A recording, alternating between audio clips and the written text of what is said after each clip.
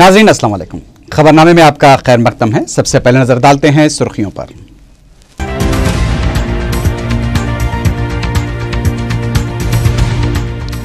Council के लिए कांग्रेस के 7 और तेलुगु देशम के 2 उम्मीदवारों को कतईयत, सरकारी तौर पर ऐलान बाकी।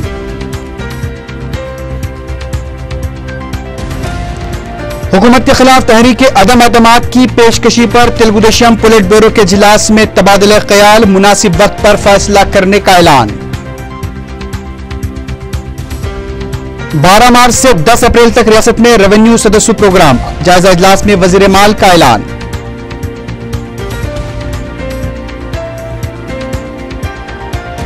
और रहजनी की 40 से ज्यादा वारदातों में मुलविस इंतहाई मतलूब रहजन मुशीराबाद में गिरफ्तार, 120 तोले सोना जब्त।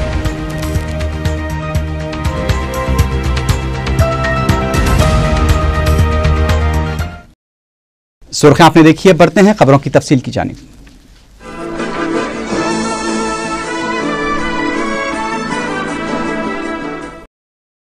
अरकान असेंबली के कोटे के तहत 21 मार्च को होने वाले कानून साज कौंसिल के इंतखाबात के लिए कांग्रेस पार्टी के उम्मीदवारों के नामों को खतईयत दे दी गई है। जिन नामों को खतई फहरिस्त में शामिल किया गया है उनमें AICC secretary P Sudhakar Reddy, साबिक वजीर मोहम्मद अली शब्बीर, भारती राज्ञा नायक, वीरभद्रस्वामी, संतोष कुमार, रघु रामी रेड्डी, के सत्यनारायण राजू और दया सागर शामिल हैं। इम्कान है कि जल्द सरकारी तौर पर खतई उम्मीदवारों के नामों का ऐलान कर दिया जाएगा। हफ्ते को उम्मीदवारों को खतईयत देने के लिए वजीर आला किरण कुमार रेड्डी और सदर PCC बी सत्यनारायण ने पार्टी सदर सोनिया गांधी से दिल्ली में मुलाकात की थी। जरा के मुताबिक सदर PCC ने 165 ख्वाहिशमंद उम्मीदवारों के नामों की फहरिस्त सोनिया गांधी के हवाले की है। पता चला है कि इतवार को खतई उम्मीदवारों को बी फॉर्म्स भी हवाले कर दिए जाएंगे। उधर तेलुगु देशम ने भी कौंसिल इंतखाबात के लिए 2 उम्मीदवारों के नामों को खतईयत दे दी है, ताहम सरकारी तौर पर इसका ऐलान नहीं किया गया है।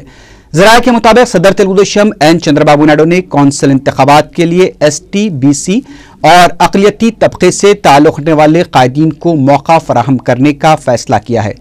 BC तबके से D वीरभद्रा राव और Y रामाकृष्णु के नामों पर गौर किया गया था, ताहम सदर तेलुगु देशम ने Y रामाकृष्णु के नाम को मंजूरी दी है। अक़लियती तबके से वक्फ बोर्ड के साबिक सदरनशीन मोहम्मद सलीम के नाम को भी खतईयत दिए जाने की इत्तला मिली है। SC तबके से सामंता कामनी, M पद्मजा और श्रीसलम के नाम पर गौर किया जा रहा है।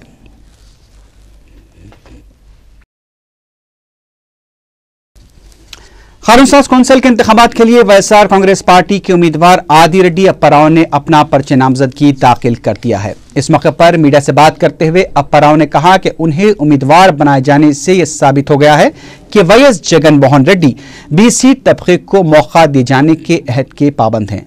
उन्होंने बिलवास्ता तौर पर सदर तेलुगु देशम चंद्रबाबू नायडू को तनकीद का निशाना बनाते हुए कहा कि सिर्फ जबानी दावों से काम नहीं चलता, बल्कि अमली इक़दाम किए जाने चाहिए। इस मौके पर रुकन असम्बली कृष्णदास ने कहा कि BC लीडर को कौंसिल के लिए टिकट देना खुशाइन बात है और जगन ने यह साबित कर दिया है कि वो BC तबके के साथ मसावी इंसाफ करना चाहते हैं। इस मौके पर YSR कांग्रेस पार्टी के अरकान असम्बली भी मौजूद थे। పరిస్థితుల్లో నన్ను ఒక BC చెందినటువంటి వ్యక్తిని నిర్ణయించడం అన్నది నేను చాలా ఆనందిస్తున్నాను। ఇది BC కులాలకి రాబోయే రోజుల్లో జగన్మోహన్ రెడ్డి గారు తప్పనిసరిగా అన్ని విధాలా సహకరిస్తారు, ఆదుకుంటారనే తాత్కాణమే ఇది కనపడుతుంది। जिले कृष्णा के कैकुल्लूर में तेलुगु देशम पोलिट ब्यूरो अरकान का इजलास मुनक्किद हुआ। इजलास में पोलिट ब्यूरो के 2 नए अरकान सोमी रेड्डी और अय्यना ने भी शिरकत की। रियासती असम्बली के मुजव्वजा बजट इजलास की हिकमत अमली, कौंसिल इंतखाबात के उम्मीदवारों के नामों के अलावा चंद्रबाबू नायडू की जारी पदयात्रा पर भी इजलास में तबादला ख्याल किया गया। बाद में मीडिया से बात करते हुए पोलिट ब्यूरो के रुकन Y रामाकृष्णु ने कहा कि इजलास में तहरीक अदम एतमाद पर भी तफसीली तबादला ख्याल किया गया, ताहम उन्होंने कहा कि मुनासिब वक्त पर इस सिलसिले में फैसला लिया जाएगा। उनका कहना था कि हफ्ते की शाम या इतवार के दिन पार्टी उम्मीदवारों के नामों को खतईयत दे दी जाएगी। पोलिट ब्यूरो के नए रुकन अय्यना ने कहा कि बरखी कटौती, बरखी सरचार्ज के अलावा दीगर अवामी मसाइल पर असम्बली में सवाल उठाए जाएंगे।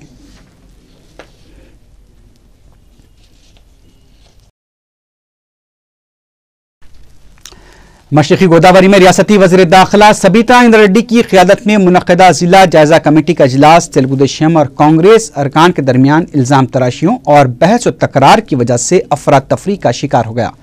इजलास शुरू होते ही तेलुगु देशम के रुकन असम्बली वी वेंकटेश ने इल्ज़ाम लगाया कि कांग्रेस कारकुनों को पेंशन दी जा रही है, जिस पर इजलास में मौजूद रियासती वज़रा एम विष्णु और टी नरसिम्हा बरहम हो गए।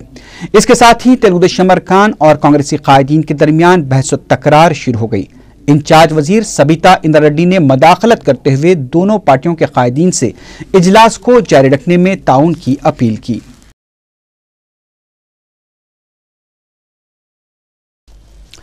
रियासती वजीर माल रघुवीरा रेड्डी ने बताया कि जारिया माह की 12 तारीख से लेकर 10 अप्रैल तक रियासती सतह पर रेवेन्यू सदस्य प्रोग्राम मुनक्किद किए जाएंगे। रेवेन्यू सदस्यों पर अहदेदारों के साथ उन्होंने जायजा इजलास तलब किया। रघुवीरा रेड्डी ने बताया कि 12 मार्च को महबूब नगर में वज़ीर आला किरण कुमार रेड्डी इस प्रोग्राम का इफ्तिताह अंजाम देंगे। उन्होंने बताया कि इस प्रोग्राम से कबल सीनियर अहदेदारों का एक वर्कशॉप भी मुनक्किद किया जाएगा।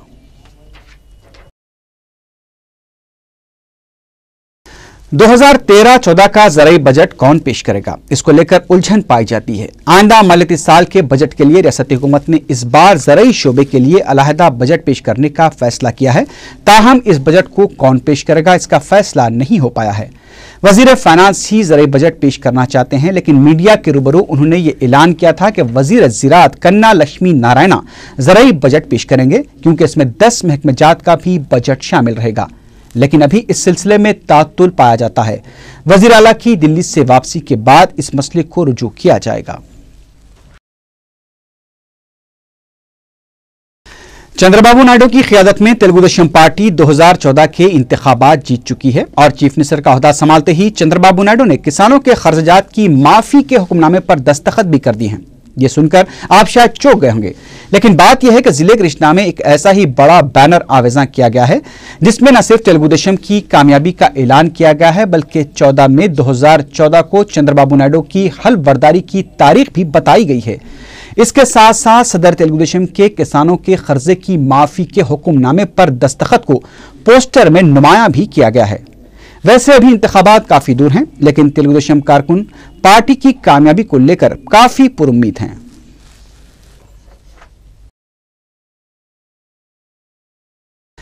बीजेपी के सीनियर लीडर वेंकैया नायडू ने कहा है कि उनकी पार्टी किसी भी वक्त इंतखाबात का सामना करने के लिए तैयार है। मीडिया से बात करते हुए उन्होंने कहा कि मरकज में बदउनवान यूपीए हुकूमत को इख्तिदार से बेदखल करने के लिए कोशिशें जारी हैं।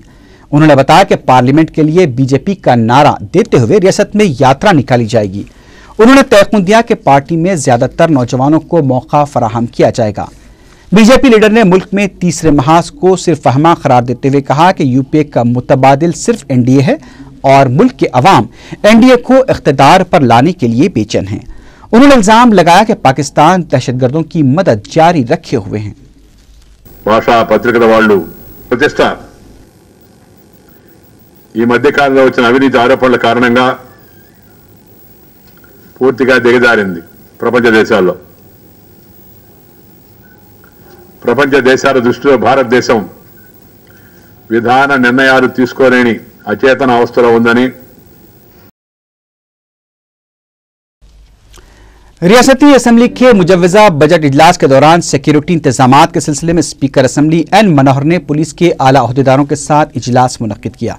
स्पीकर ने पुलिस अहदेदारों को इजलास के दौरान मौसर सिक्योरिटी इंतजामात को यकीनी बनाने की हिदायत दी।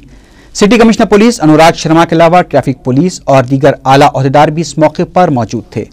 बाद में मीडिया से बात करते हुए कमिश्नर पुलिस ने बताया कि 13 मार्च से शुरू होने वाले असेंबली के बजट इजलास के लिए सिक्योरिटी इंतजामात किए जा रहे हैं। जरूरी मुकामात पर सीसीटीवी कैमरों में इजाफा किया जाएगा। उन्होंने बताया कि इजलास के दौरान पुलिस के ज़ायद दस्तों को भी तैनात किया जाएगा। अनुराग शर्मा ने दिलसुखनगर बम धमाकों के बाद पुलिस की जानिब से चलाई जा रही शऊर बेदारी मुहिम को हौसला अफजा और समरावर करार दिया। उन्होंने सवाल पर कहा कि पुलिस किसी भी तरह की इत्तला को नजरअंदाज नहीं कर रही है, हर इत्तला पर पूरी जांच की जा रही है। మనుషులు ఎక్కువ పెడదామని అనుకున్నాము. ఇదే విధంగా కొన్ని చోట్ల ఎక్స్ట్రా వీడియో కెమెరాస్ కూడా పెడదామని అనుకున్నాము. సో దట్ మానిటరింగ్ కొంచెం ఈజీ అవుతుంది. ఫోర్స్ని ఎట్లా డిప్లాయ్ చేయాలి, ఎక్కడ పెట్టాలి, అవి అన్నీ మేము డిస్కస్ చేసినాము.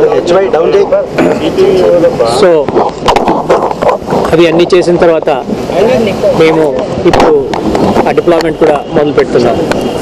బయట నుంచి కూడా కొన్ని ఫోర్స్లు వస్తాయి. ఇట్లానే ప్రతి అసెంబ్లీ సమావేశంలో వేరే డిస్ట్రిక్ట్స్ నుంచి కూడా ఫోర్స్లు ఇస్తారు. ఇప్పుడు కూడా మా డీజీ లా అండ్ ఆర్డర్ గారు వచ్చినారు. ఆయన కూడా ఈ సమావేశంలో పాల్గొన్నారు. So will take all security precautions. रियासती वजीर डी मनिक्या वरप्रसाद ने कहा है कि ऐसे कायदीन जो निचली सतह पर उतर आए हैं, नाशाइस्ता, इश्तियालंगेज और गैर पार्लिमानी अल्फाज का इस्तेमाल करते हैं, उनके लिए हाइट पार कायम किया जाना चाहिए। मीडिया से बात करते हुए रियासती वजीर ने कहा कि पार्टी क़यादत SC/ST तबके के मफादात को अव्वलीन तरजीह दे रही है और SC/ST सबप्लान से इन तबकात में एतमाद बहाल हुआ है। मानिक्या वरप्रसाद ने कहा कि पोलावरम प्रोजेक्ट की मुखालिफत करने वालों की तादाद कम है, जबकि कॉन्ट्रैक्टर्स के मुखालिफिन बहुत ज्यादा हैं। रियासती वजीर ने कहा कि अब जबकि पोलावरम प्रोजेक्ट का 40% काम मुकम्मल हो चुका है, ऐसे में इस प्रोजेक्ट को रोकना मुनासिब नहीं है। उन्होंने कहा कि इस प्रोजेक्ट से कृष्णा डेल्टा को पानी दस्तयाब होगा, जबकि तेलंगाना को भी इससे काफी फायदा होगा। बोराबंडा डिवीजन के जमनी बल्दी चुनाव में मजलिसी खातून अरकान बल्दिया ने मजलिस की उम्मीदवार भानुमती की इंतखाबी मुहिम में हिस्सा लिया। इस मुहिम में अरकान बल्दिया डी अरुणा, जहरा बेगम, मलिक कौनिसा बेगम के अलावा नुमाइंदा कॉरपोरेटर ख्वाजा फैयाज और मजलिसी लीडर श्री सलम ने मुख्तलिफ इलाकों का दौरा करके भानुमती को वोट देकर कामयाब बनाने की अपील की।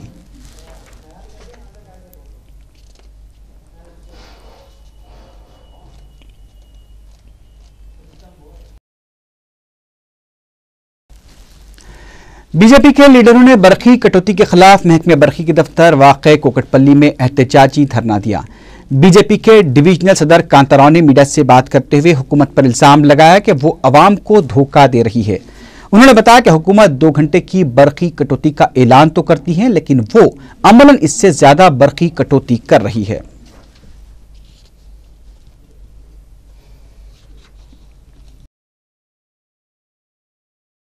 चंचलगुड़ा जूनियर कॉलेज के आधार कार्ड सेंटर को शुएब मेमोरियल लाइब्रेरी मलकपेट में मुंतकिल कर दिया गया है।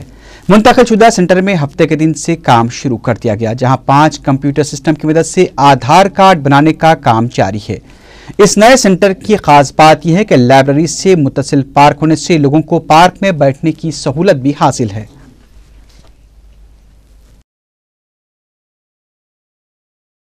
Commissioner Cyberabad police D Tirumal Rao ने केसरगुट्टे की एक मंदिर का दौरा किया। मीडिया से बात करते हुए उन्होंने बताया कि शिवरात्रि के मौके पर केसरगुट्टे की मंदिर के पास मौसर पुलिस बंदोबस्त करते हुए बम स्क्वाड और डॉग स्क्वाड को तैनात किया जाएगा। उन्होंने कहा कि मंदिर के अंदर भी जबरदस्त तलाशी ली जाएगी। उन्होंने मजीद कहा कि इस मौके पर ट्रैफिक बहाव के लिए भी मुनासिब इक़दाम किए जाएंगे। ट्विन सिटीज टेक्सटाइल एसोसिएशन की जानिब से इंदिरा पार्क पर धरना देते हुए पार्चे पर आयद करदा वैट टैक्स को बर्खास्त करने का मुतालबा किया गया। कपड़ों के ताजरीन ने बताया कि मुल्क की किसी भी रियासत में कपड़ों पर वैट आयद नहीं किया गया है। राजस्थान में वैट करने का ऐलान किया गया था, लेकिन 15 दिन में यह फैसला वापस ले लिया गया। उसी तरह मध्य प्रदेश में जहां बीजेपी की हुकूमत है, वैट नाफिज किया गया था। कपड़े के ताजरीन के हमरा वहां कांग्रेस के कायदीन ने भी एहतजाज किया, जिसके बाद वहां भी ये टैक्स बर्खास्त कर दिया गया। इसके बावजूद आंध्र प्रदेश की कांग्रेस हुकूमत ये टैक्स बर्खास्त करने के लिए तैयार नहीं है।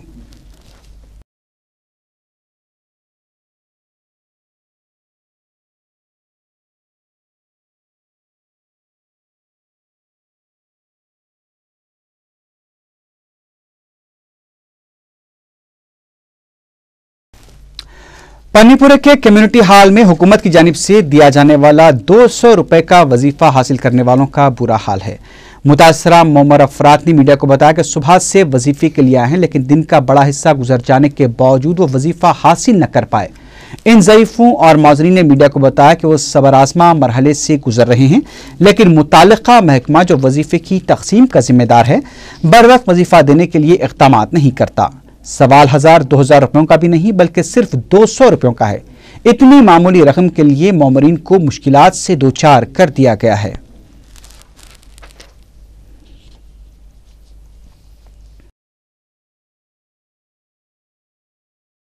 दोनों शहरों में शब-ओ-रोज जारी सख्त तलाशी मुहिम के दौरान भी सारिक, रहजन और झांसेबाज सरगर्म हैं।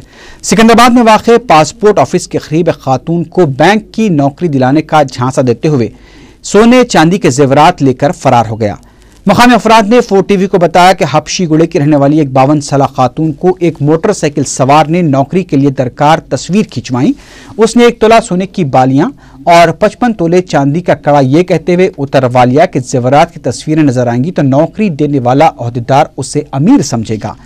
खातून जब अपने जेवरात उतार कर तस्वीर कशी के लिए तैयार हो गई तो रहजन जेवरात लेकर अपनी मोटरसाइकिल पर फरार हो गया।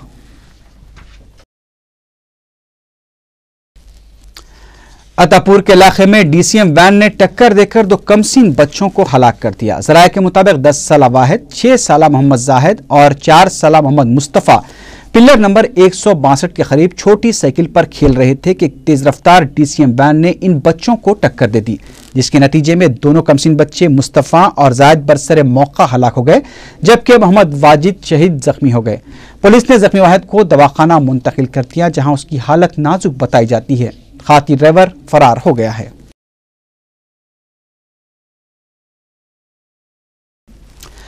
पुराने पुल के इलाके में थैलों के गोदाम में आग लगने से 5 लाख रुपए मालियती थैलों का स्टॉक और एक ऑटो रिक्शा जलकर खाकिस्तर हो गया। बताया जाता है कि हफ्ते के दिन करीब 12 बजे गोदाम को अचानक आग लग गई। शहर के एक फायर इंजन ने ज्यादा से 1 घंटे की कोशिश करके आग बुझाने में कामयाबी हासिल की। आग लगने की वजह मालूम न हो सकी। मुशीराबाद पुलिस ने इंतहाई मतलूब रहजन को गिरफ्तार कर लिया है और उसके कब्जे से 120 तोले तिलाई जेवरात जब्त कर लिए। DCP सेंट्रल जोन कमलासन रेड्डी ने मीडिया को बताया कि 26 साला हीरा रहजनी की 40 से ज्यादा वारदातों में मुलविस है। उसके खिलाफ कई गैर जमानती वारंट से इल्तिवा हैं। साबिक में भी पुलिस ने हीरा को कई मरतबा गिरफ्तार किया था। हीरा 5 रुकनी टोली का सरगना है जो रहजनी की वारदातें अंजाम दिया करती हैं।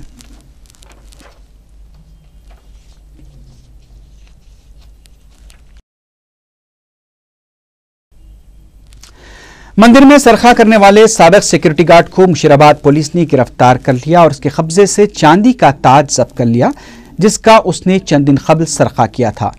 DCP सेंट्रल जोन कमलासन रेड्डी ने बताया कि 38 साला राजू इससे पहले मुशीराबाद के एक हॉस्पिटल में सिक्योरिटी गार्ड की हैसियत से मुलाजिम कर रहा था। मुलाजमत छोड़ने के बाद उसने इस सरखे की वारदात अंजाम दी। यहाँ पे एक शख्स जिसका नाम के राजू है, इसकी उम्र 38 साल है, इसको गिरफ्तार किए। इसके कब्जे में से एक चांदी का मुकुट और एक पूजा की जो थाली थी, 2 चीज़ें उसके हाथ में बरामद करे। इसको पूछताछ करने पे बताया कि एक 20 दिन पहले बोमलगुड़ी की बोल के एक मंदिर है रमिस्तानपुर में, वहाँ से साईं बाबा की मूर्ति की जो मुकुट है उसको जो चुरा लिया। और एक 6-7 दिन पहले महाकाली टेम्पल है मुशीराबाद में, वहाँ से वो आरती देने की जो थाली रहती है उसको भी चुरा लिया। दिन में चुराया है, दिन दहाड़े। नामपानी पुलिस ने शांतिनगर के कॉम्प्लेक्स पर धावा करके जिस्म फरोशी का कारोबार करने वाली 2 फहाशाओं और उनके ब्रोकर को गिरफ्तार कर लिया।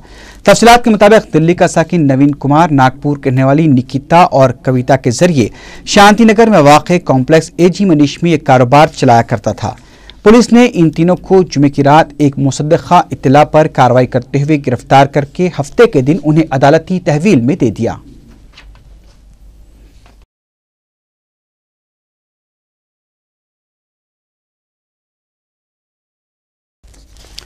मौलाना आज़ाद नेशनल उर्दू यूनिवर्सिटी में पहली दफा स्टूडेंट्स यूनियन के इंतखाबात हो रहे हैं, जिसके लिए एलामिया जारी कर दिया गया है। तशहीरी प्रोग्राम के लिए पीर तक का वक्त दिया गया है। रायदही मंगल को होगी।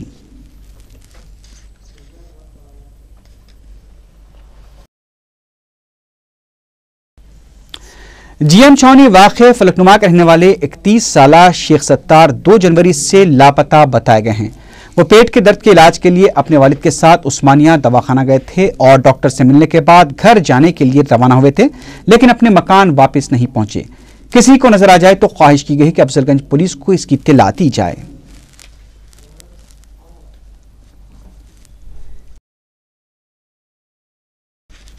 आखिर में सुर्खियों पर एक बार फिर नजर डालते हैं।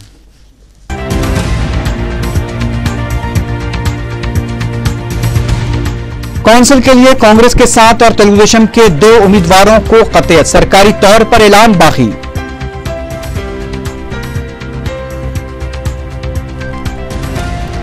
हुकूमत के खिलाफ तहरीक अदम एतमाद की पेशकशी पर तेलुगुदेशम पोलिट ब्यूरो के इजलास में तबादला ख्याल, मुनासिब वक्त पर फैसला करने का ऐलान।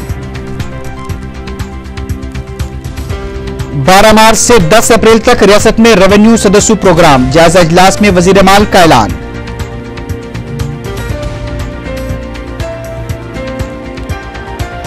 और रजनी की 40 से ज्यादा वारदातों में मुलविस इंतहाई मतलूब रहजन मुशीराबाद में गिरफ्तार, 120 तोले सोना जब्त।